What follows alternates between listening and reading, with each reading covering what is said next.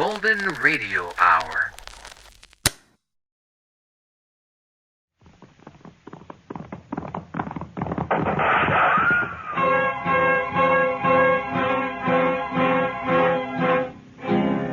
Around Dodge City and in the territory on West, there's just one way to handle the killers and the spoilers, and that's with the U.S. Marshal and the smell of gun smoke.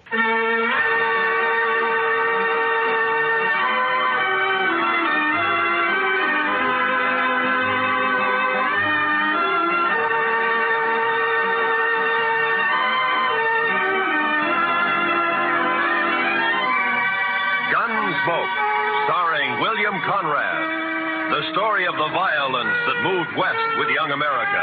The story of a man who moved with it. Matt Dillon, United States Marshal.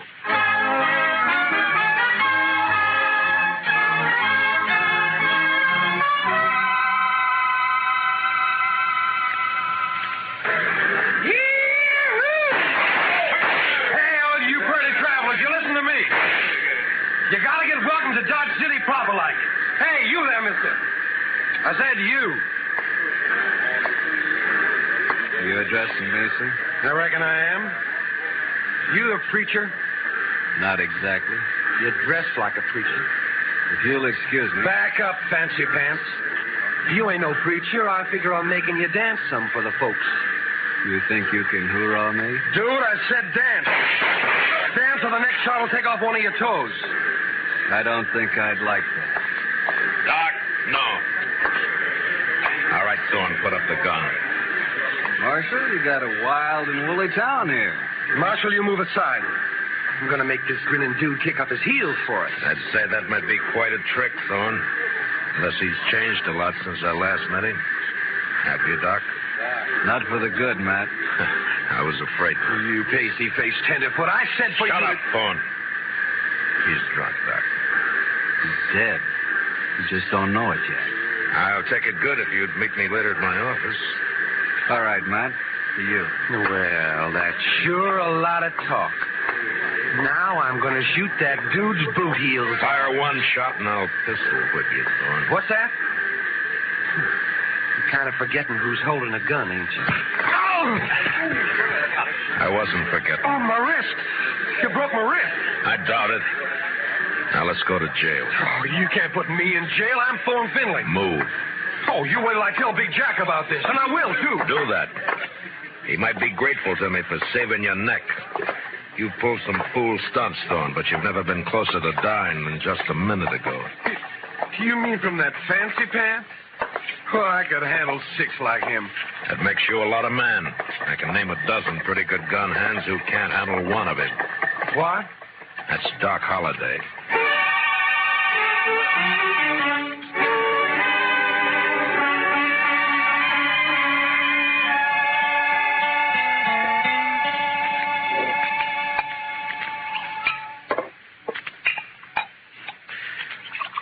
There you are.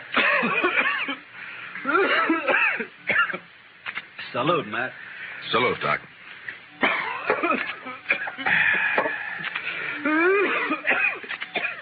It sounds worse, Doc. Yeah, I got orders to go to Arizona. Air's dry there, better for my lungs. Going? Thought I might. Wyatt invited me to visit him. He and Virgil and Morgan are the law down there. Some little mining town called Tombstone. Well, it sounds peaceful anyway. If it isn't, it will be by the time Wyatt Earp gets through. He is the peacemakingest man I ever met outside of you. Matt, who was the tellerhead down at the depot anyway? Oh, Thorne? He's just a spoiled kid. Kid? Couldn't be much younger than you.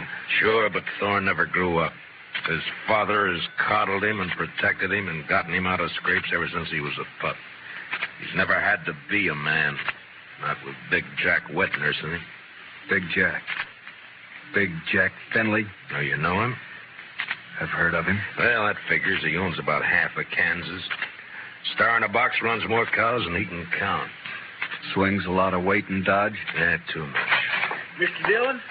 Mr. Dillon, somebody said that Doc Holliday had come into town today and he... Oh, excuse me. It's all right, Chester. Why'd you shake hands with him? Don't mind if I shake with my left hand. It's a kind of habit. Yeah, I know. Mr. Dillon has the same habit. He would. How about dinner tonight, Matt? Sure. How long will you be in Dodge? Not long. Just till I finish a chore. Oh? That, chore have anything to do with Big Jack Finley? Might say so. Gonna kill him.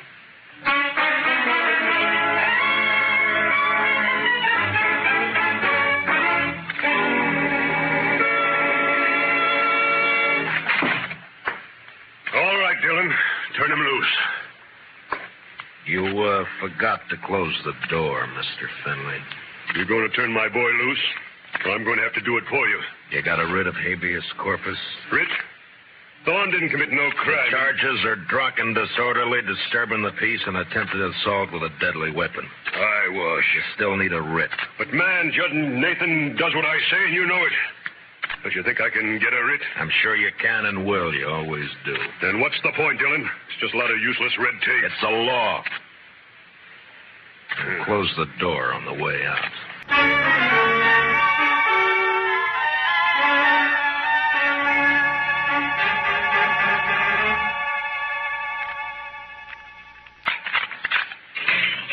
All right, Thorne. Didn't I tell you Big Jack would get me out? When are you going to learn you can't Save the speech. The law can't touch a Finley. You ought to get smart, Marshal. Like you? Sure, like me. Hi, Big Jack. You okay, son? Fine. Anything else, Mr. Finley?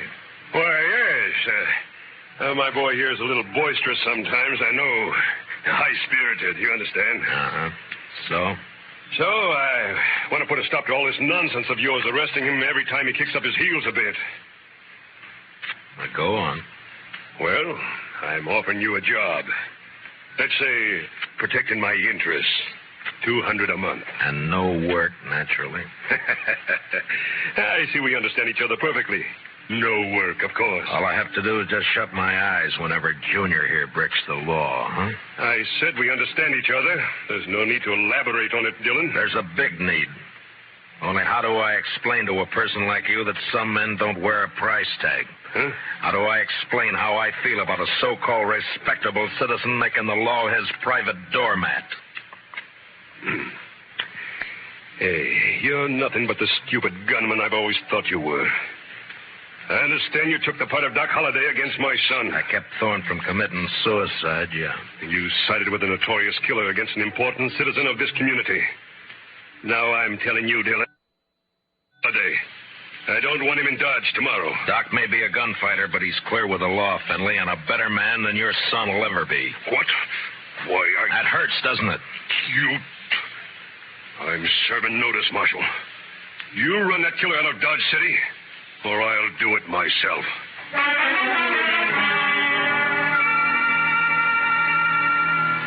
Big Jack Finley, cattleman and self-made king of southern Kansas. No better or worse than most of the men carving empires out of the West. Until love for his son blinded him to the fact that Thorne Finley had gone bad. And from here on, I knew the war was on between Big Jack and me. So Big Jack Finley's going to run me out of town, huh? No, unless I do it first.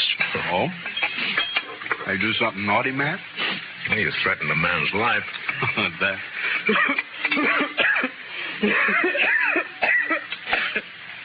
And just between friends, Matt. Anything else, Doc? Not murder. Murder? I give him an even break. With you, that's still murder. Don't you think you better tell me about it? Mm-hmm. What if I don't tell you? Now, then my job's to warn Finley and try to protect him. You're a tough man to be friends with, Matt. It applies to you, too, doesn't it? Guess maybe it does at that. Didn't realize how I put you on the spot by spouting off my good intentions. Sorry. Forget it. You want to talk to me? All right. Remember a girl named Ruth Davis? Mm-hmm. Died in a riding accident a few months ago. Always wondered if that wasn't suicide. She lost her brother 2 weeks before that. No accident. No suicide. You sure? Sure. You know, Ruth and her brother ran their ranch alone. Mm-hmm. A man started pestering Ruth, and she hated him. Her brother kicked the man off the ranch. This fella dry-gulched Ruth's brother, made it look like a robbery. You have any proof of this? Yeah. Ruth was afraid to go to the law, so she sent a letter to me. Here, read it yourself. She says the man was Finley and says she expects him to try and shut her up for good. Well, that doesn't mean it's Big Jack. I went to see Ruth's folks. They had her belongings. Among them, I found this. Watch chain. Engraved JF on the clasp. Jack Finley. You see why I've got to kill him, Matt? He forced Ruth's horse over that cliff, sure. But do you still think she died accidental? No. But who's responsible is something for a court to decide. Court? With Finley's money and influence, he wouldn't spend 5 days in jail even if he was convicted, which he wouldn't be. He doesn't own the court. Maybe not, but it's still the most powerful man in the state against a dead girl whose only friend is Doc Holliday. How do you think a judge will decide? Doc, I'm going to ask you a favor. Make it one I can give. I got an idea, but you must let me handle it my way. Give the law a chance. All right, Matt, I can wait. Thank you. I'll keep this letter and chain for a while. All right, but if the law fails, I'll brace Big Jack Finley when he walks out of the courthouse. And you'll be bracing 2 men, Doc. Finley and me.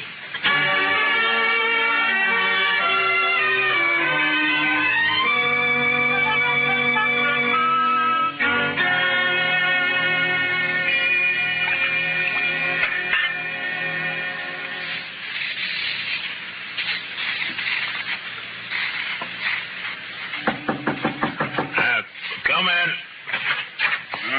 Morning, Marshal. Looks like it'll be a fine day. Well, you're up kind of early just to bring me a weather report, aren't you, Judge Nathan? Huh? Oh, well, I want to see you. Go right ahead. You mind if I finish shaving? No, please do. Just thought I'd chat with you about the... About the Finleys? Yes. It seems that Big Jack's very upset by your attitude. I'm not surprised. Feels you're a little rough on his boy. I am. But then his boy's a little rough. Yeah. Well, perhaps Thorne is high-spirited, like yesterday. Yesterday he was just plain high.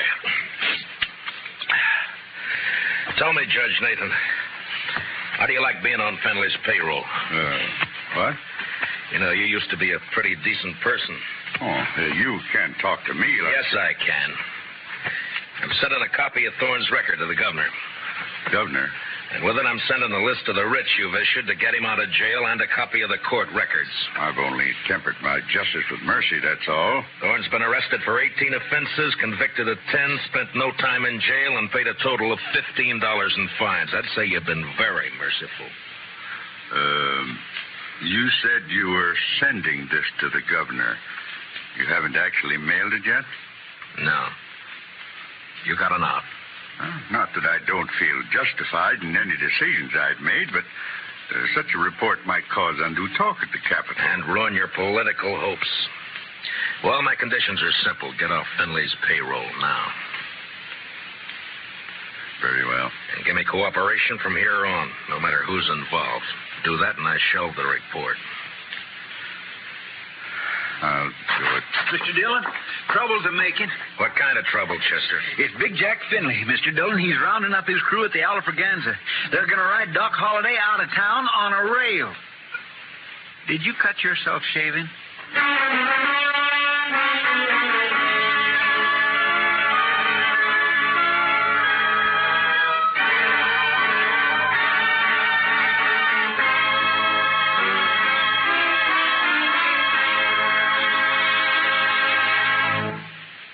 We will return for the second act of Gunsmoke in just a moment. But first, don't forget, starting Monday, CBS Radio's tremendous news staff will start bringing you the complete coverage of the Democratic Convention in Chicago.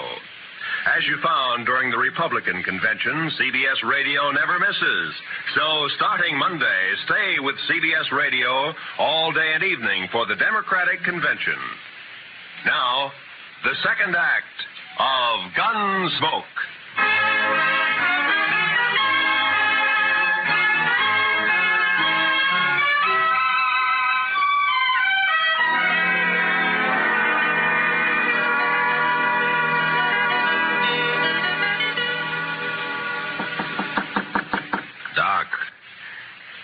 Doc.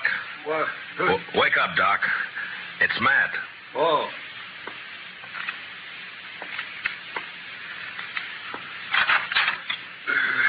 What's up? Trouble. Lots of trouble. Big Jack Finley's organizing a little citizens committee of his own hand-picked men coming to escort you out of town. On a rail? Yeah, that's the general idea. Here, take a shotgun. Yeah, I'll hide it under the covers, modest like. Yeah. I'll wait against the wall here. Good. That'll put him in a crossfire. It comes to that. There's enough of them, we're in a spot. Yeah, likely we are. You're risking your neck to save me some bruises. One I owe you, friend Matt. It's my job. Still one I owe you. There he is. Wrap him up. All right, stop right there. I'll shoot the man who takes another step. You think you're going to stop us, Dillon? I think so. Me and Doc. Doc. Show him, Doc. Sure thing, Marshal. Look, boys, surprise. Shotgun. I sure do love surprises. Dillon, I've got a dozen men with me. Well, sure, about 6 of them will die, Finley, if you don't crawl out of here fast. And guess who'll die first, Big Jack? You there, Moncrief. I always figured you for some brains. Get your boss out of here, quick. Sure talking sense, Big Jack. Shut up, Moncrief. You showing yellow. Oh, but, man, there's nothing here for us to die over. Listen to him, Finley. That greener Doc is holding has 18 buckshot in each barrel. He'll get slaughtered if he triggers that thing. And I'm getting edgy, Finley. And me, if I get a coughing spell, I'm liable to shoot without meaning to. All right. This is twice you have made a Finley back down. You'll never get a third chance. Let's get out of here.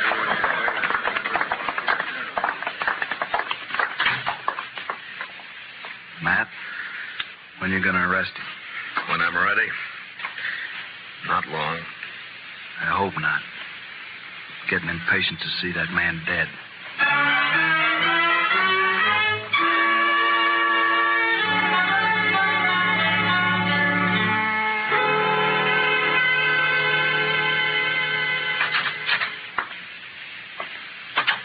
I got your message, Marshal.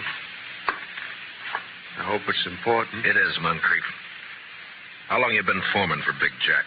15, 16 years. You know him pretty well. Would he be the kind to kill a girl? No, of course not. Guess he'd kill a man if he got mad enough, but he wouldn't kill no girl, Marshal. Well, I have proof that he did. A girl and her brother, but it doesn't set right. I'm hoping you can help.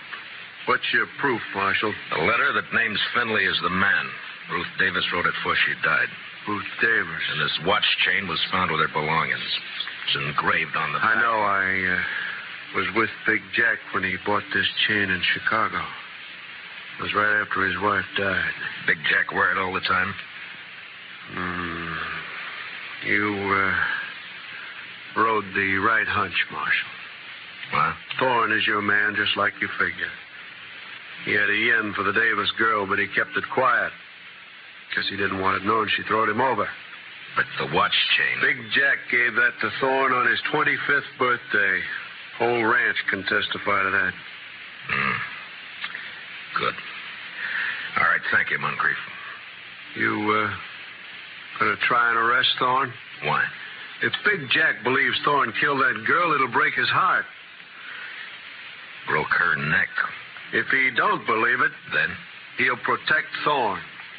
And, Marshal, there's not enough lawmen in the state of Kansas to make Big Jack give up his son.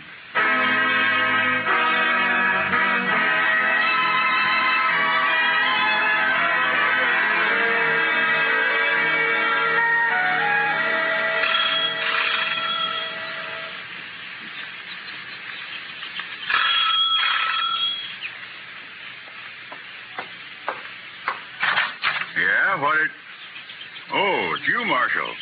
And, John Holliday. Doc, this is Judge Nathan. Holiday? Oh, yes, I've heard of you. I've heard of you, too, Judge. Wonder which has heard the worst. What's that? Why, Judge, I'm here on business. Oh, of course. Come in, won't you? In my study here, so we won't be disturbed.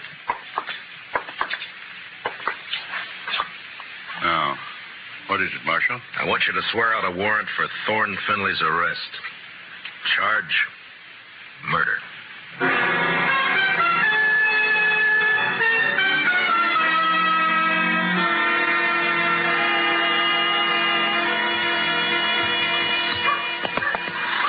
You sure you want to go with me, Doc? I'm sure. All right, hold up your right hand. Oh, no, Matt, you wouldn't make me a lawman. If you go as my deputy. I'm not letting you make this a private fight. Yeah, but my friends, if they hear I wore a star... All right, Matt, it's your show. You swear to uphold and enforce the laws of this community, the state of Kansas, and the United States to the best of your ability as deputy marshal, so help you God? All of that? All of that. I swear. Here, pin on this badge. All right, man. You know, I'm feeling this badge is going to cramp my style something terrible.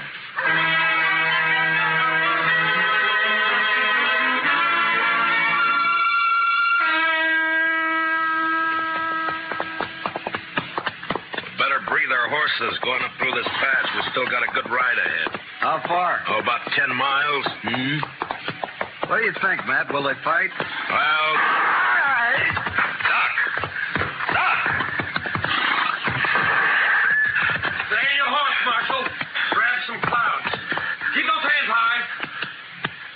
Queen's on the other side of the pass behind you.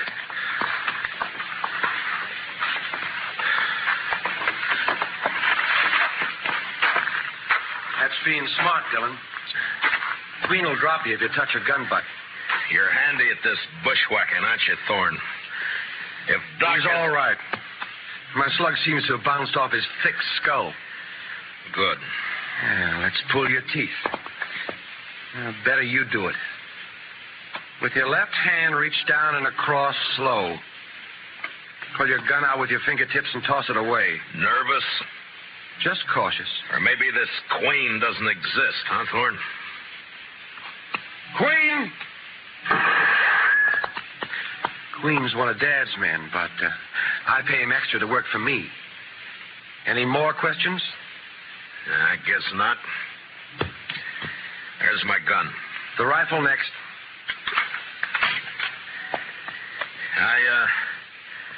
I got a penknife in my pants pocket. You know why Holliday came to Dodge? Yeah. Yeah, I guess you do. You wouldn't be riding with him. Well, he's not going to tell any stories to my dad or anyone else. You can't kill us, you stupid... Not planning on killing you. And what have you got planned? Queen's kind of a magician. He's going to make Holliday just disappear. Folks won't care much about one of his kind. I would. I'd care so much I'd hang you for it. No, with Holliday gone, it's your word against mine. And you won't be able to prove a thing, Dillon. You sure of that? I'm sure. Otherwise, I'd take care of you along with Holliday. Now get on and start walking back to town. It's like I told you. Law can't touch you, Finley.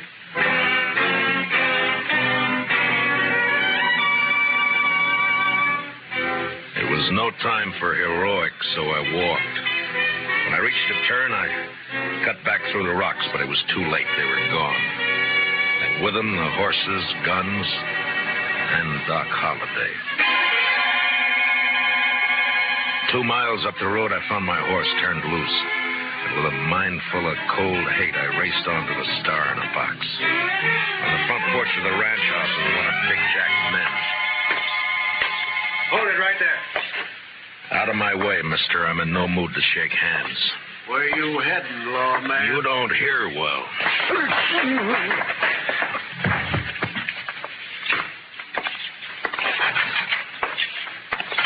Dillon. Where's Holliday? Holiday. How should I know?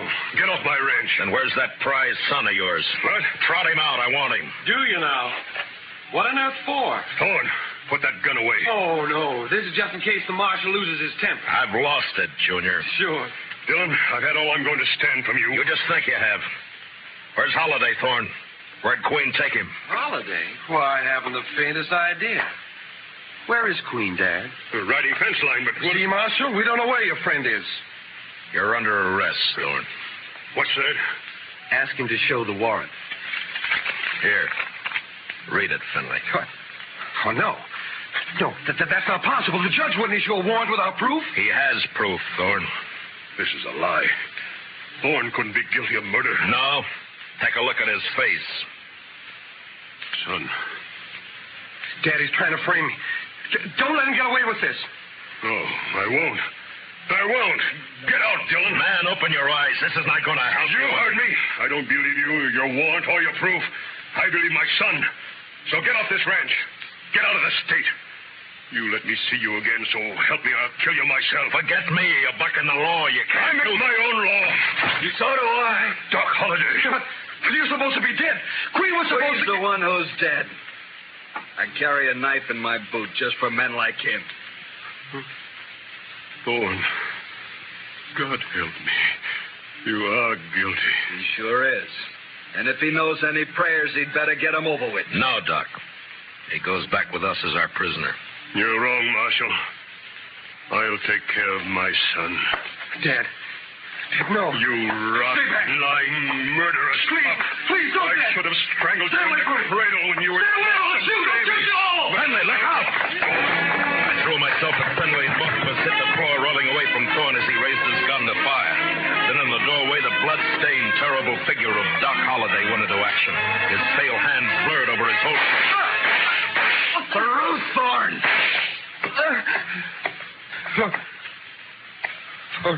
Ruth?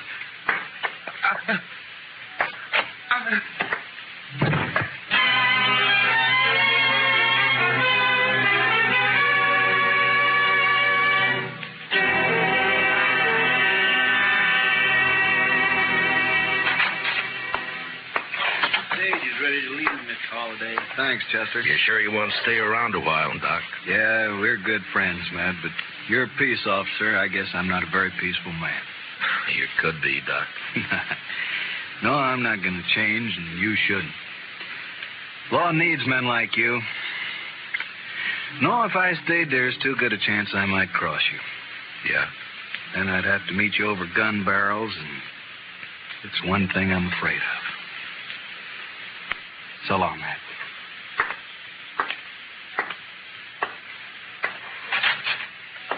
Good luck, Doc. My. I never would have thought Doc Holiday was scared of meeting anyone in a gunfight. You don't understand, Chester. Doc's afraid because he might beat me.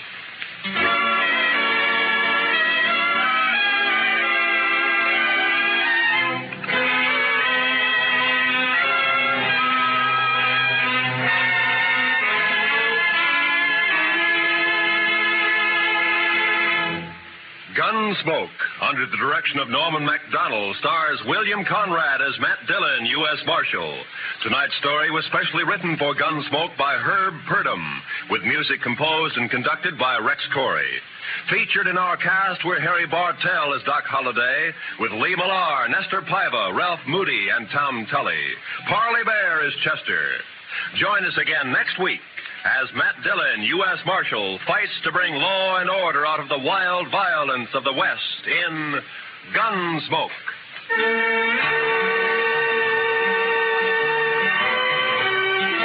Sunday evenings, we invite you to join lovely Doris Day, Spring Byington playing a December Bride, and Audrey Totter as Millie.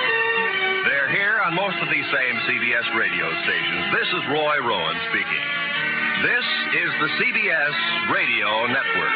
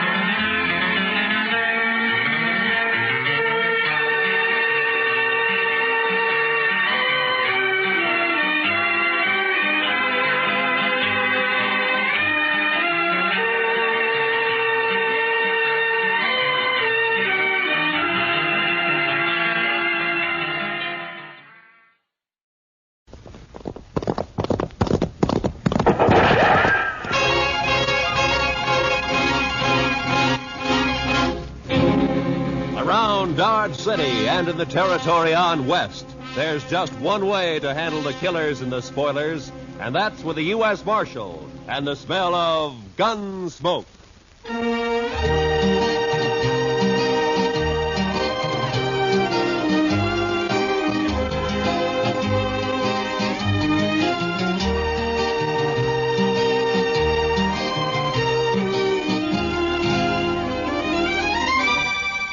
Gunsmoke, starring William Conrad.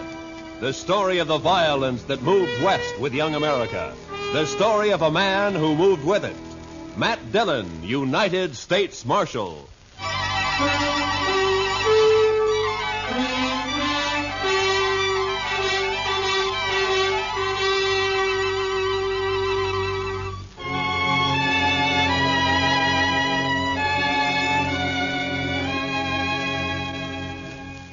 It was the dust.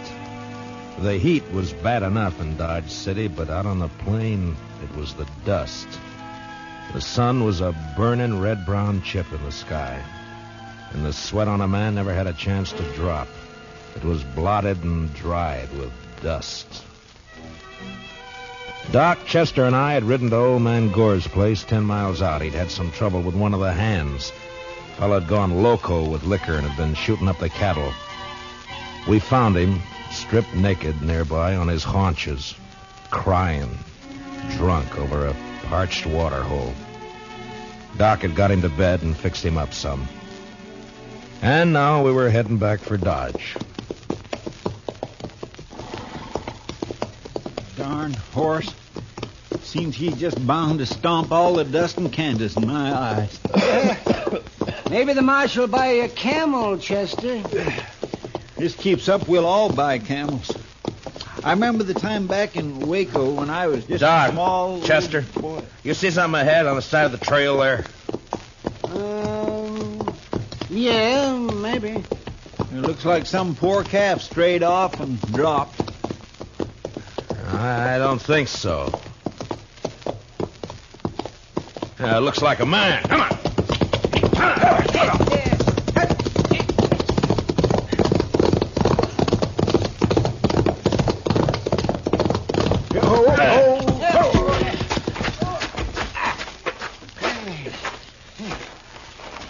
Chester, get the water bag. Yes, sir.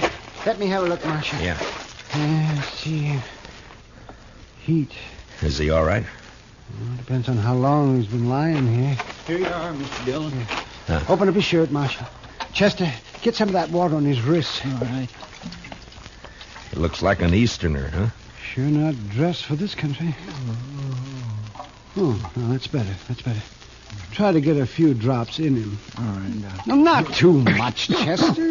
Not in his nose, Chester, his mouth. Well, my gracious, I'm sorry, Mr. Dillon, but he moved his head. It's not so easy to... Hey, look, he's awake. You're all right, mister. Just take it easy for a bit now. Oh, that this too solid flesh would melt, thaw, and resolve itself into a dew. What did he say? Oh, it's out of his head, Chester. For this relief, much thanks. Forget it.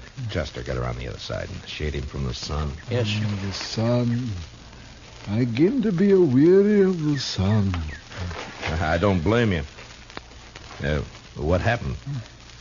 My wagon shed a wheel, I fear, along the high road. I know not where I am. You're about 4 miles out of Dodge City. Kansas. Kansas.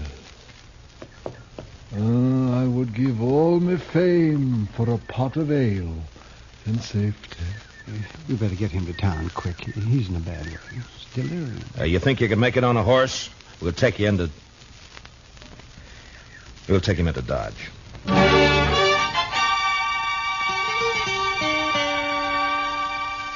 And he passed out again. We tied him across Doc's horse. Doc and I doubled up, and Chester rode behind.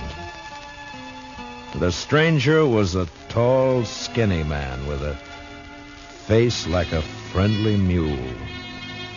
Big hands and thin wrists stretched out from his sleeves. He had no papers on him, nothing. And until he woke up, we wouldn't even know his name. Doc settled him down in the back of his place, and he was still asleep when Chester and I rode out to where we figured he'd left his wagon. Wasn't hard to see when we found it. What color wagon would you call that, Mr. Dillon? Puce, Chester. Puce. I guess so. Seems to be some writing on the side there. Yeah. Oh, Irving Henry, Thespian supreme, disciple of the immortal bard. I should have known he was a religious man. He's an actor, Chester, the immortal bard. Shakespeare, William Shakespeare, wrote plays, poems. Hi. But You think he let the horses go, Mr. Dillon? well, I was wondering that. Seems to me he'd have ridden for help instead of trying to walk. Horses couldn't have got out of the harness themselves. Let's take a look at the wheel. Wish we could wait till the sun goes down. It's going to be awful hot work, Mr. Dillon.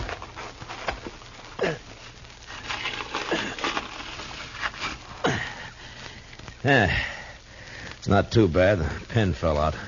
Must be another in the box at the back. Take a look, will you, Chester? Yes, sir. I'll prop the wheel up here. Now.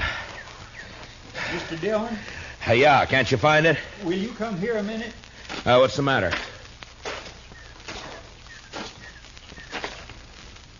Take a look in there. It took a second or two to get used to the darkness inside the wagon. And then I saw the hand sticking out from behind the trunk. You didn't have to be the doc to know that it was a dead hand. The body was of a man about 40. He was dirty. And in a greasy, torn waistcoat, I found a pocketbook with his name. Sam Matchett. And that was all. Below his left shoulder and his back was a patch of dried blood. And in the middle, a bullet hole. We got the wagon wheel on, hitched up our horses, and drove into Dodge.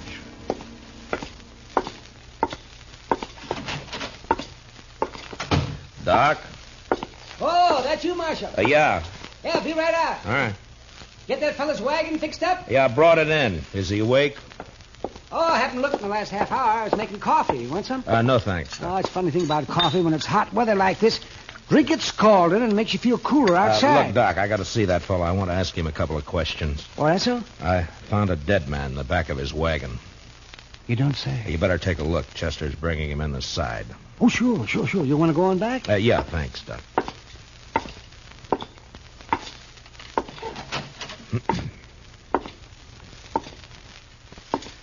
Mr. Henry? Mr. Henry, wake up. Yes, what? Oh. Your name, Irving Henry? Oh, Irving Henry. What is this place? Now, you got to listen to me for a minute. We found your wagon. Ah? Did you let the horses go before you sat on your own? Of course. I could not let them remain to die. Well, how come you didn't take one to ride? I have a loathing of horses. I cannot bear one under my body. There is a carafe of water beside the bed. Would you be good enough, Mr. Dillon, Matt Dillon. I'm the marshal here in Dodge City. Here you are. Oh, my thanks. Now, what were you doing with a dead man in your wagon, Mr. Henry? A dead man? A dead man shot in the back, lying in your wagon. This is very midsummer madness. I won't argue about that, but I'll thank you to answer my question. But it is impossible. It isn't true. I say it is. You lie in your throat if you say that I'm any other than an honest man. Look, mister, I didn't say you weren't honest. You're an actor. And you got a fine way of saying things, but murder's murder. I don't care how you say it. Now, I'm asking questions, and I want straight answers. Your pardon, sir. What you tell me, in truth, if it were played upon a stage, I would condemn it as an improbable fiction. I swear to you, I know nothing of a body. Did you come through Hayes City? Yes. Do you know a man there called Sam Matchett? No. You had no trouble in Hayes City? No. What are you doing in these parts, Mr. Henry? I am touring the provinces. An actor eating the bitter bread of banishment. And my talents are not taken for their worth in the East. And therefore, I bring the immortal bard to the hinterlands. And now, sir, that the interview is ended, pray give me leave to depart. I'm sorry, I can't do that. You'll have to stay until we get this thing cleared Mr. up. Dillon, Doc would like to see you. All right, Chester. Stay here with Mr. Henry, will you? Well, sure, Mr. Dillon, sure. How you feeling by now, Mr. Henry? Would you like some more water? These evil manners live in brass. Doc? Right here, Marshal. Yeah. Fill me cup, father's boy. What'd you find? Well, there's one thing. This man didn't die right away. I mean, not right when he was shot. Is that so? No. More likely bled to death. Inside. You think he might have been able to climb up in the wagon after he was shot? He might. There's another thing. Yeah? You see the way he's dressed? Now, you take a look at that. What the... Help! Come on, Doc. Chester. What's the matter with him? Chester. He took my gun when I was pouring him some water, Mr. Dillon. He must have gone through the window, Marshal. I tried to get it back. It went off. Take care of Chester, Doc. I'm going after him.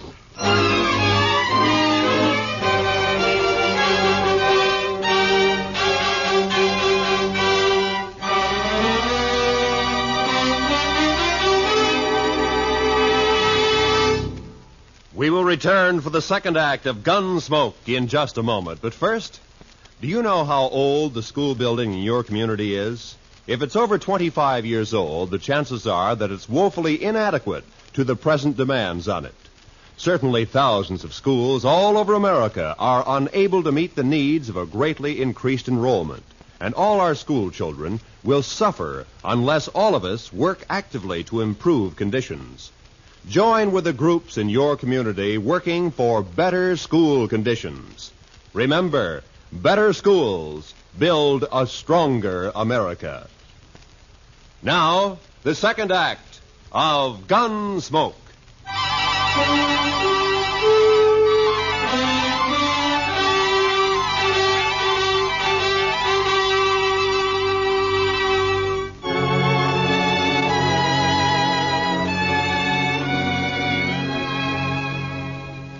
When I went out of there, I didn't know how badly Chester was hurt. There was a lot of blood on his head and over his face. It was nearly dark outside, and the street was empty. It was supper time. I could see the women through the windows getting food ready. The kids were inside, too. Sure looked peaceful. But with Henry out with a gun, well, that wasn't a good thing to have running around loose in Dodge.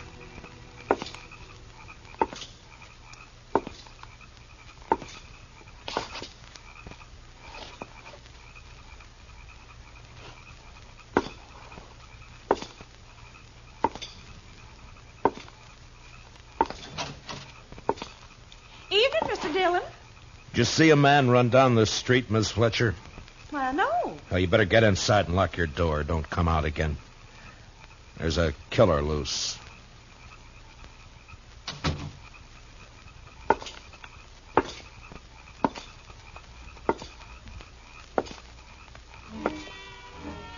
I walked the length of the street, listening, waiting. And when I got to the end, there was nothing. He hadn't taken a horse, I'd have heard that. And in a way, I was sorry, because if he'd tried to hide and dodge, there'd be no way to get out of shooting that wouldn't get women and kids hurt.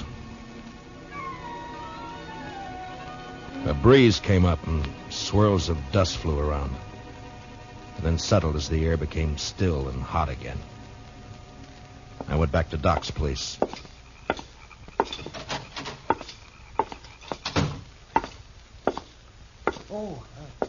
Did you find him, Marshal? No. How's Chester? Oh, I'm fine, Mr. Dillon. Just creased my head. More mess than hurt. Oh, good, Chester. Look, you want to go home or you want to work? I want to work. All right, go down to the office, get yourself another gun, and round up some men. Many as you can. As long as Henry stays in town, we're in trouble. Now keep your eyes open. Meet me back here. Yes, sir, Mr. Dillon. Take my gun with you, and if you see him, watch out. All right, now get going. Yes, sir. Now, Doc, I'm going to have to make you a deputy, too. Well, maybe instead of digging out bullets, I'll be putting some in. It's not funny, Doc. Now, come on. All right, we'll start here. I'll take this side, you take the other. Get the men to go through their houses and tell them to look for their horses. Tell them what's happening. But 10 o'clock that night, as far as we could tell, Henry hadn't left town. There were plenty of places for him to hide, though. We had 50 men out searching. Chester and I were working along back of the express office. There were a couple of houses there we hadn't covered. You wouldn't think a man like that'd be a killer, now would you, Mr. Dillon? I never saw a man yet couldn't be, Chester. Depends on your reasons for killing, I guess. Now, let's take a look behind these boxes, huh?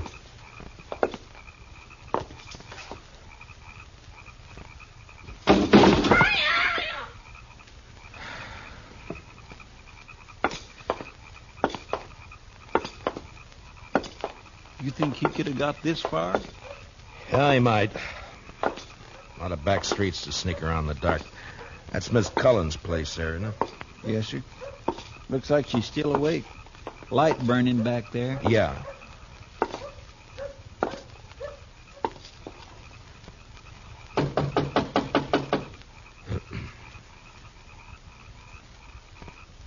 Seem a bit cooler to you tonight, Mr. Dillon? Yeah, a bit.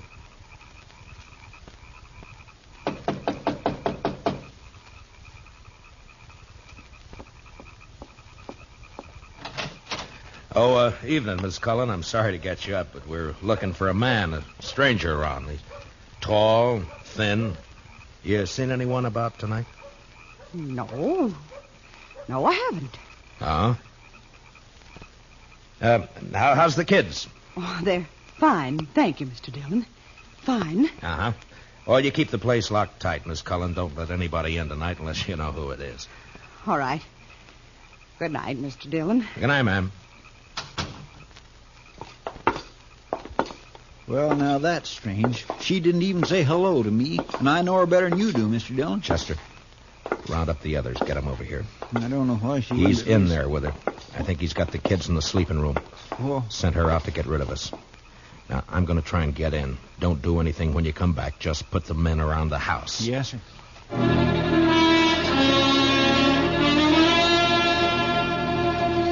I'd seen Miss Cullen make a move with her head, and her eyes said the rest.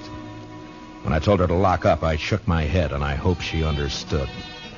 I wanted that front door to stay open.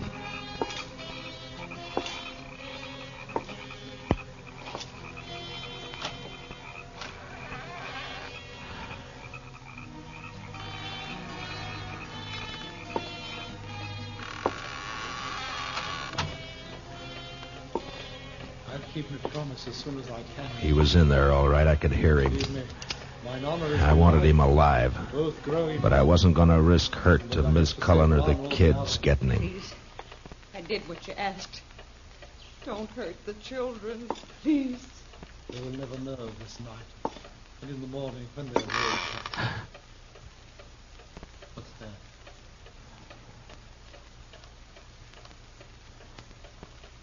You said you locked the door after you. No, don't.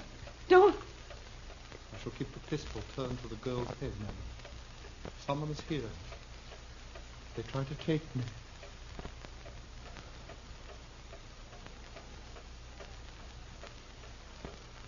Who is it? Who?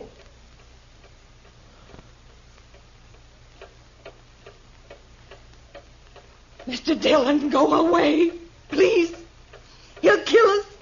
You lied. You lied. Oh, tiger's heart wrapped in a woman's hide. Listen to me, Marshal Dillon. Throw your pistol in here, and then come in with your hands before you. I have no stomach for child killing. But I will not hesitate to do so.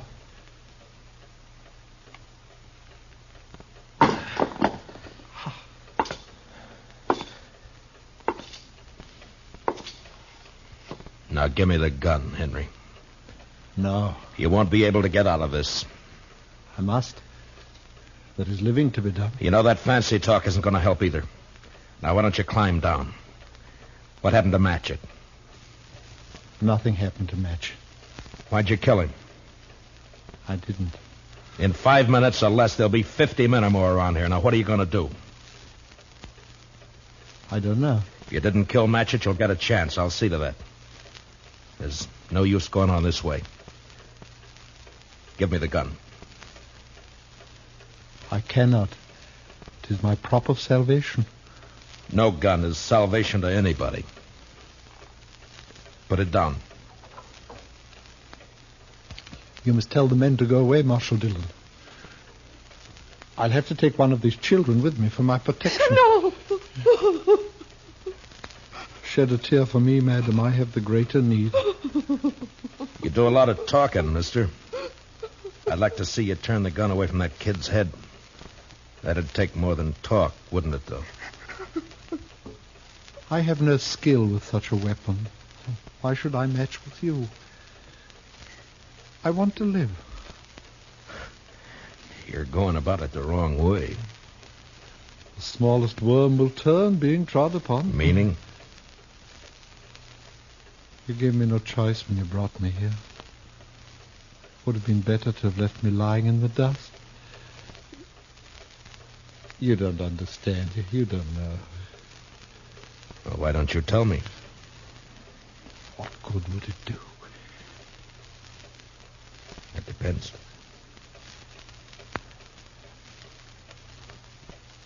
My life has been the theater. As a boy, I was a student of Shakespeare. You would look at me. Who would accept this face for Hamlet? This ill-shaped body for Romeo? His speech has become my speech, but the fools only look. They cannot listen for laughing.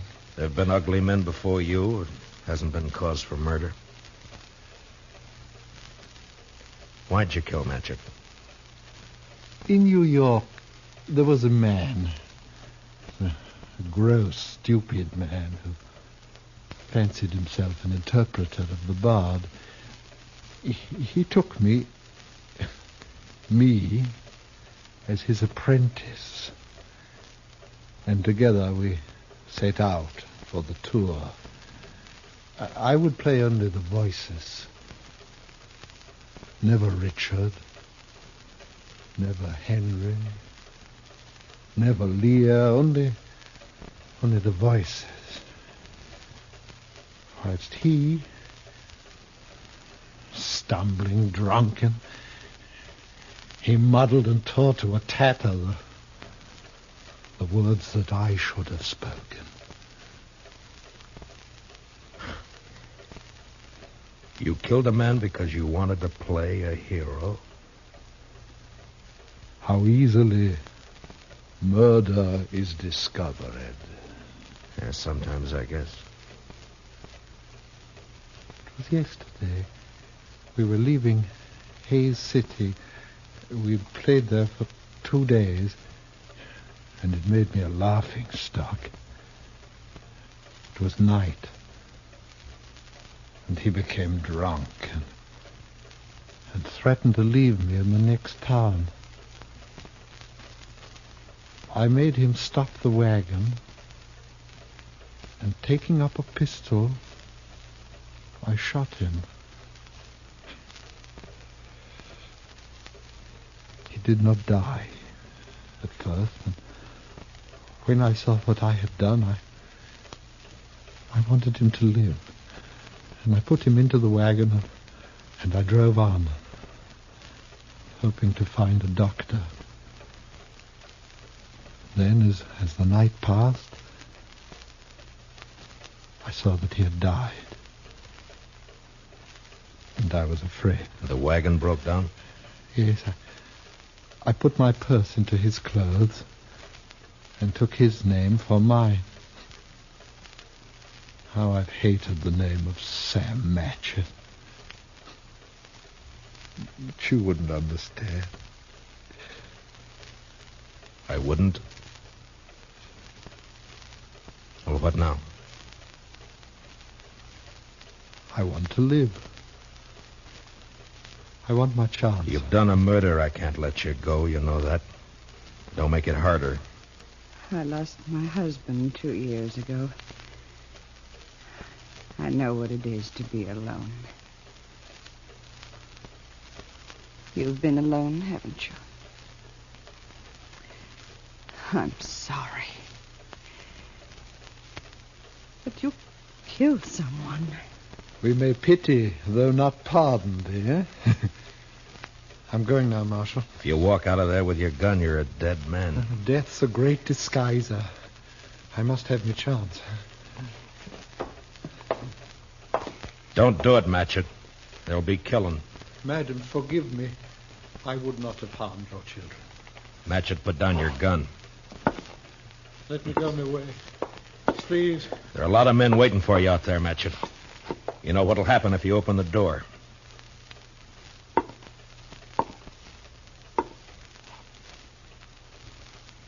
Don't do it, Matchett.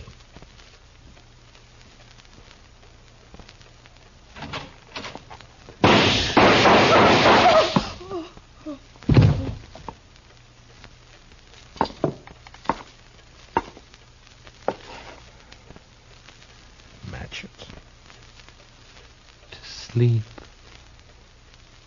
perchance to dream. Aye, there's the rub.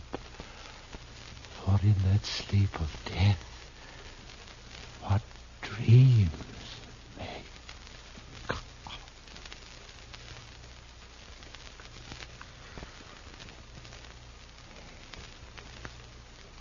Matchett.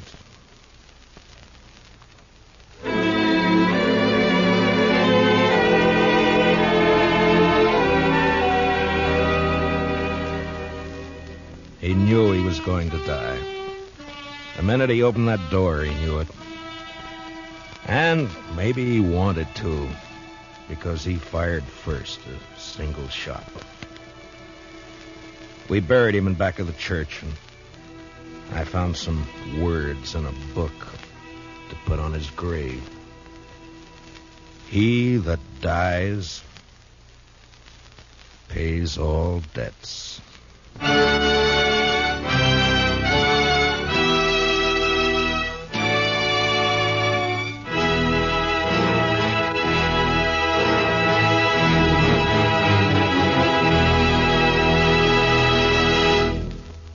Gunsmoke, under the direction of Norman Macdonald, stars William Conrad as Matt Dillon, U.S. Marshal. Tonight's story was specially written for Gunsmoke by Anthony Ellis, with music composed and conducted by Rex Corey. Hans Conried was featured as Henry, with Mary Lansing as Mrs. Cullen. Parley Bear as Chester, and Howard McNear as Duck. Join us again next week as Matt Dillon, U.S. Marshal, fights to bring law and order out of the wild violence of the West in Gunsmoke.